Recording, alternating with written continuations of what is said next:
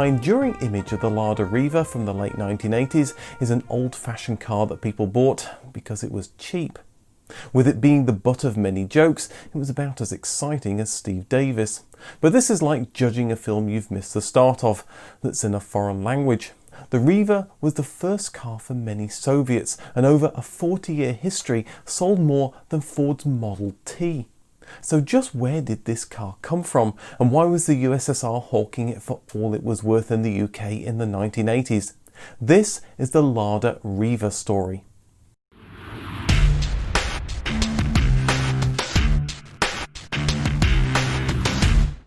Ever since the end of the Second World War, personal mobility in Western nations had been increasing, first with motorcycles and then with fully fledged cars.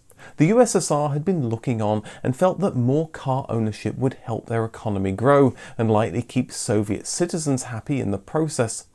Cars such as the tiny ZAZ 965 had been launched, but it wasn't popular, and in any case a larger Soviet people's car was needed. To catch up with Western car designers, they decided to work with a foreign partner. The search began in 1964 and discussions started with Volkswagen, Renault and Fiat. Some wanted to go with a Renault 16, but it soon became clear that Fiat was the smart choice. They were a more willing partner with a sympathetic socialist government in power in Italy. They had a compelling choice of cars to choose from, and as they manufactured 600,000 cars per year, they were used to producing cars on the scale the Soviets were envisioning. The first time the public saw what would eventually become the Lada Riva, it was descending from the heavens on a parachute as the Fiat 124. It replaced the 1961 Fiat 1300 and 1500 with an updated style that looked like the designer, Oscar Montabone, had glued 3 cardboard boxes together, cut holes out for the windows and stuck a wheel on each corner. But under that straight-edge design were modern underpinnings. All gears had synchromesh, the rear suspension was coil, not leaf-sprung, and all of those wheels got disc brakes. The Fiat 124 would go on to win Car of the Year in 1967. Debuting in short order, not from the skies but rather boringly on a booth at the Turin Motor Show, was the utilitarian Estate plus the sleek Pininfarina designed 124 Sport Spider. The Sports Coupe arrived just 6 months later. An agreement was signed between Fiat and the Soviet Union in August 1966, just a few months after the launch of the 124. But it wasn't the Soviet Union's initial choice for their people's car. They had had their eye on the larger 125, but it was ultimately rejected as it was based on older technology, again the 1961 Fiat 1300 and 1500. The location of the factory for this new car had been chosen 2 years earlier in 1964, Stavropol on the Volga River. In the 1950s, the entire city had been relocated after the building of a dam and hydroelectric power station. In a move only the Soviets could make, the city was renamed to Togliatti to honour Palmiro Togliatti, the longest-serving secretary of the Italian Communist Party, who'd been instrumental in setting up the Fiat deal. Construction of a mammoth factory got underway, and thousands of Russians moved to the city to make this happen.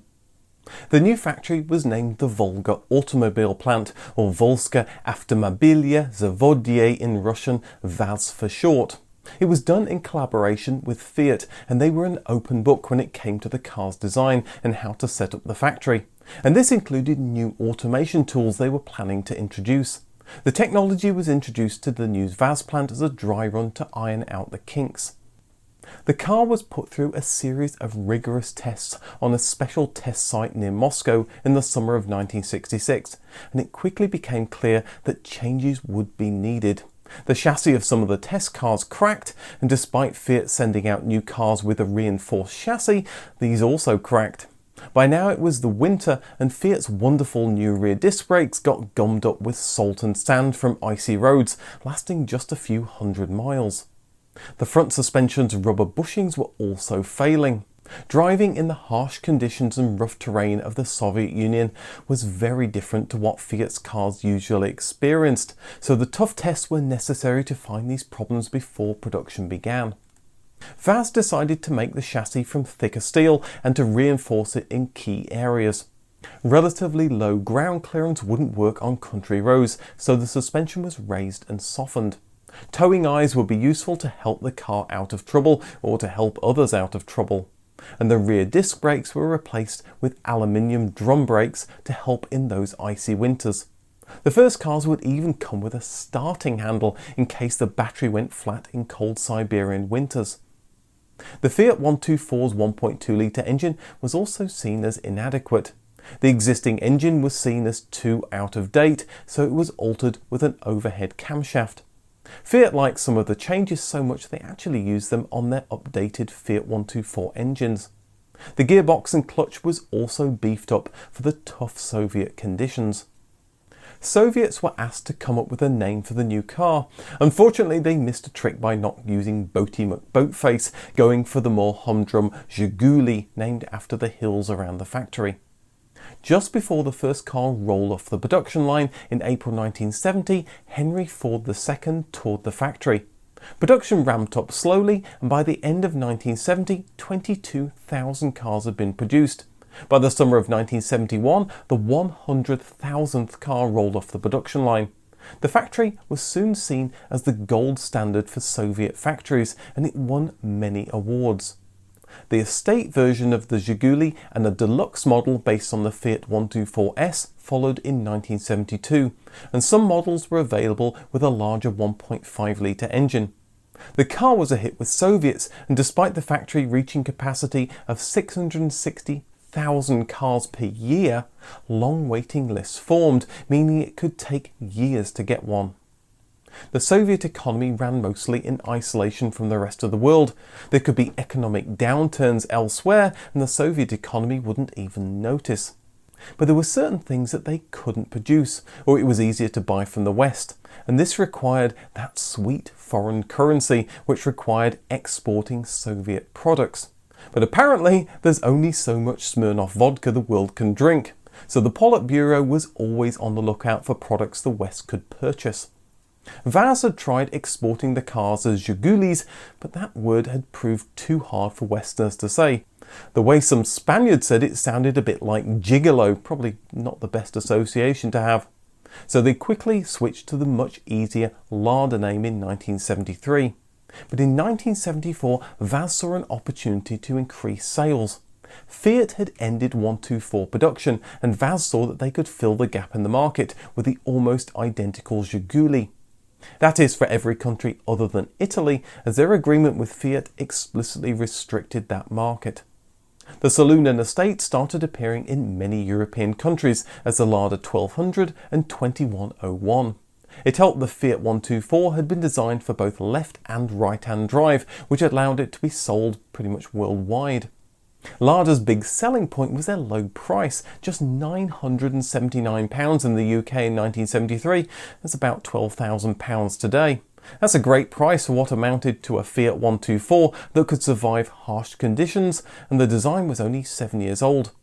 By 1973, there were 268 Lada dealers across the UK.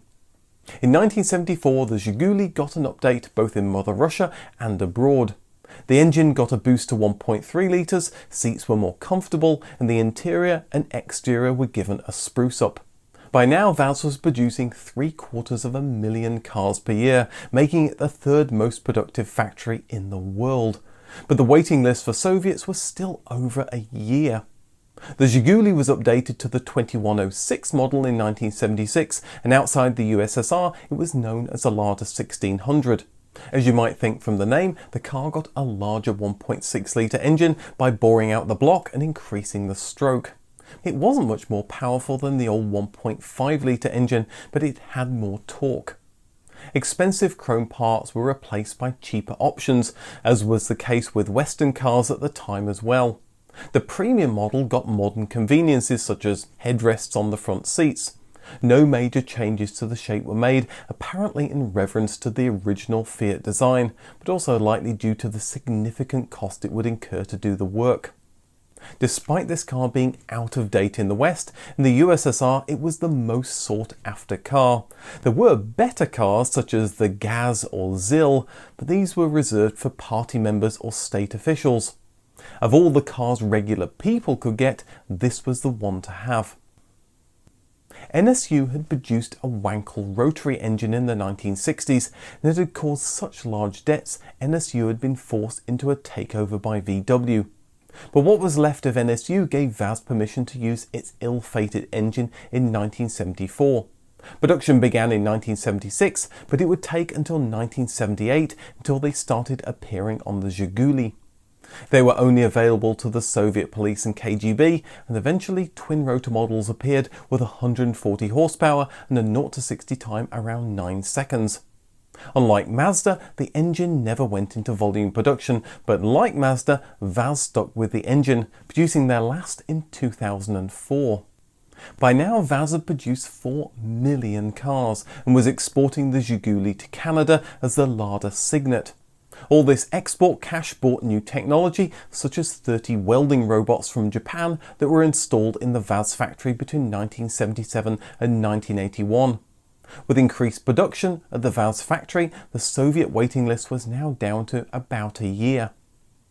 Further work was done on the Zhiguli with the new 1979 model. Again, these were just minor changes usually done to reduce costs, such as integrating all the rear lights into a single unit. But there were some improvements, such as cloth seats. 4 years later, it appeared in Western Europe as the Lada Riva, initially only as a 1.3 litre saloon, but 1.2 litre and 1.5 litre engines would arrive the following year. Lada received a large advertising budget to try and increase their market share. In the UK, the car went racing in the Lada Challenge Trophy in 1982, and the same year the company sponsored a snooker event known as the Classic. Steve Davis scored the very first televised maximum break at the Lada Classic in 1982, winning his very own Lada Riva in the process. Sadly, Stephen Hendry was too young to bag his own Riva. Yes, that was just a reason to show the only photo I have of someone who's famous. Buyers of the Lada were either sympathetic to Soviet causes and wanted to support them, or were looking for a deal, as the Riva remained a very inexpensive car that could be easily maintained. Or maybe they liked the, by now, retro looks of the Riva. But for most people, this was a car you bought with your head and not your heart. Lada continued to add small improvements like a 5-speed gearbox and an SLX model with slightly different trim. But by now, everything Soviet was seen as out of date, and the Riva, like Skodas and Yugos, was soon the butt of jokes that had been used on cars years before the Riva had ever come along. The Riva was sold as far afield as New Zealand, where the Soviet Union had a deal with the New Zealand Dairy Board. The USSR got mutton and butter, and the Kiwis got Rivas. Many of them were pressed into service as taxis. Vaz had been working on a new car for several years. The Samara had appeared in the Soviet Union in 1984 and made its way to British shores in 1987. But Riva production continued, and it was sold as a less expensive alternative to the already low-priced Samara.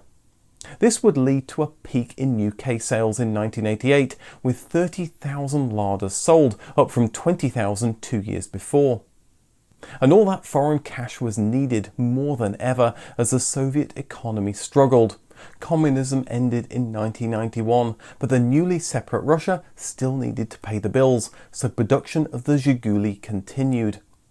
Very few changes appeared, but to allow the car to continue to be sold in Western Europe, fuel injection and catalytic converters were added in 1992 to comply with emissions rules. And Lada celebrated selling 1/3 of a million cars in the UK in 1995. But with more people buying the Samara than the Riva, and Western cars becoming more popular in Russia, for those that could afford a car, the Riva's days were numbered. The Russian economy went into meltdown in the late 1990s, and this meant Vaz had problems getting components to make its cars. With the Samara coming bottom of the 1996 and 1997 JD Power survey in the UK, Lada quietly exited the UK market. Back in Russia, production continued, where it was still one of the cheapest cars around, and Vaz would start branding its cars as Ladas in its home market. Looking again for outside help, they signed a joint venture with General Motors in 2001. But a more stable future came with Renault in 2008, and the French company would eventually get a controlling stake in the ex-Soviet company. With a focus on new Lada models, Zhiguli production ended in 2010 after 40 years and an amazing 17.75 million cars. In 2000, Russian magazine Za Rulam did a poll for the best domestic car of the 20th century. The Zhiguli won hands down. It shows the affection Russians have for the car that it remains popular on the second-hand market. Like the Beetle, Zhigulis can be found all over the world, in random places such as Brazil, Cuba and Angola. You would think that that's the end of the Riva story, but surprisingly the car was still being produced in Egypt.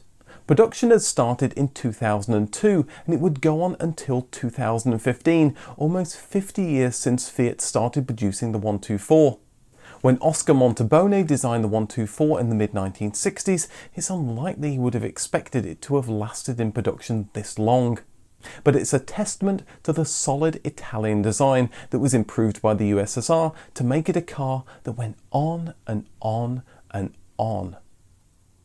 My enduring image of the Lada Riva from the late 1950s, I wasn't even born. That's not going to work. The new factory was named the Volga Automobile Plant, or lots of weird Russian words I need to understand. Relatively low ground.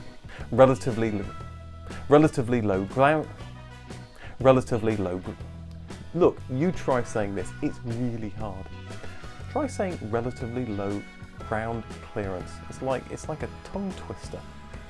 Going for the more humdrum Zhiguli. Zhiguli.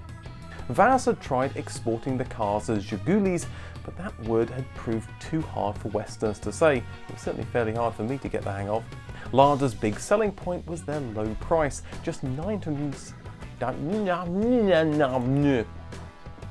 Vaz was producing 750,000 cars per year, making it the third most productive factory in the world. Yeah. Car got a larger 1.6 litre engine by boring out the block, and fixing the spoke. The premium model got modern conveniences such as headrests. By now, Vaz had produced 4 million cars and was exporting the Zhiguli to Canada as the larger Signet. Larger Lada. By now, Vaz had produced 4 million cars and was exporting the Zhiguli to Canada as the Lada. I did say the right word, I just stopped.